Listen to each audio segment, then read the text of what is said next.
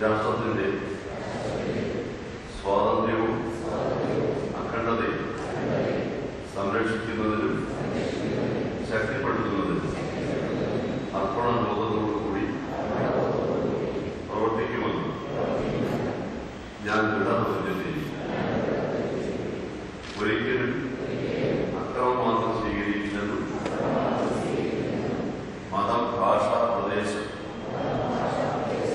തുടങ്ങിയവ മൂലമുള്ള ഭിന്നതകളും തർക്കങ്ങളും മറ്റ് രാഷ്ട്രീയമോ സാമ്പത്തികമോ ആയ പരാതികളും സമാധാനപരവും വ്യവസ്ഥാപിതവും ആയ മാർഗങ്ങളിലൂടെ പരിഹരിക്കുമെന്ന് ഞാൻ പ്രതിജ്ഞ ചെയ്യും.